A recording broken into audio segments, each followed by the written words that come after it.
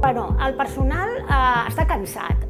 També hi ha l'experiència de la primera onada i la gent recorda, té molt present, és molt immediat, l'esgotament físic i emocional que va significar això. Físic, perquè en molts casos vam haver d'anar a parar jornades de 12 hores de treball per poder estalviar gent, és a dir, per poder tenir gent disponible per tota la feina que teníem i, per tant, l'única manera era allargar horaris.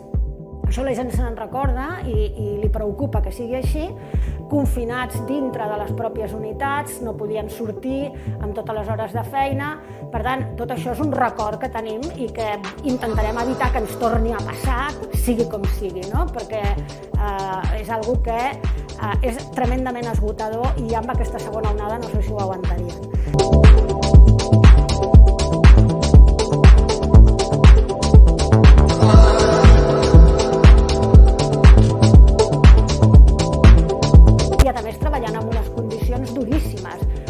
Escafandres que hem vist a la tele tantes vegades.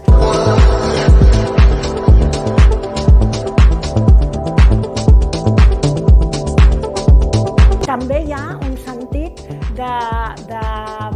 d'orgull, d'haver-nos sortit, que la feina hem sigut capaços de tirar-la endavant, que aquest repte que no havíem tingut mai l'hem encarat i ens n'hem sortit.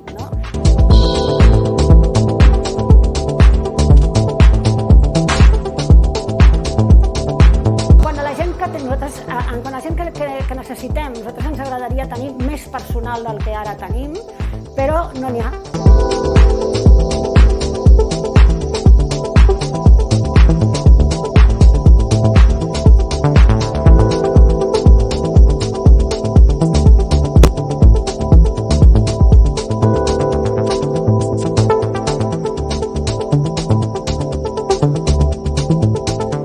Personal d'infermeria, que és molt escàs en el nostre país. Ja era escàs, perquè de fet sempre hem sigut un país amb la meitat de nombre d'infermeres que, per exemple, els països de l'OCDE, els països que són semblants a nosaltres. Això ja és crònic, no?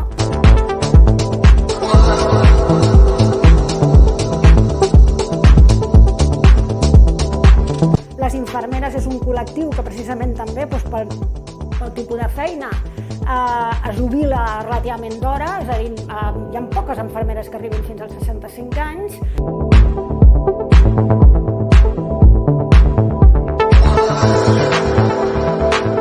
I després també perquè hem millorat convenis col·lectius i hem reduït les hores de treball i per millorar precisament les condicions de treball de la gent amb molts convenis i per tant això també ha demandat al conjunt del sector més personal.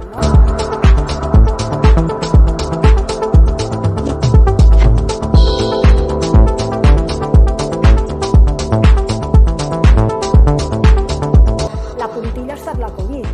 La Covid ha fet que realment de la gent que habitualment anàvem funcionant en situació estable, de sobte se n'hagi necessitat molta més. I com se soluciona això?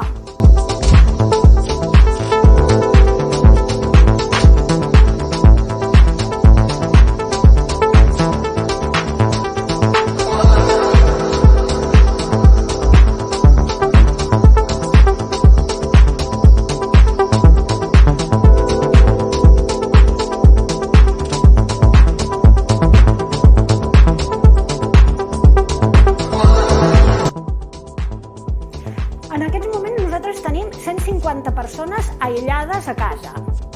Això vol dir que estan malalts? No. Això vol dir que són persones que han tingut algun contacte estret dintre de la feina o fora de la feina. I, per tant, convé que no estiguin amb precaució perquè no puguin contagiar ni els seus col·legues, ni els malalts, ni els pacients, els tenim aïllats a casa.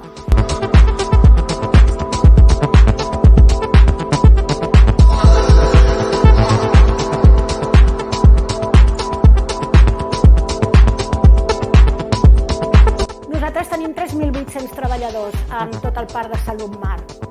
Per tant, és un índex que, home, quan falten mans, és que em faltin 10 ja és un problema. O sigui que, per tant, a nosaltres ens sembla que 150 persones, efectivament, són moltes, segurament són poques si es mira tant respecte del volum total de la plantilla com si ho mirem respecte d'altres entitats, però és igual, ara és que cada un de nosaltres compta.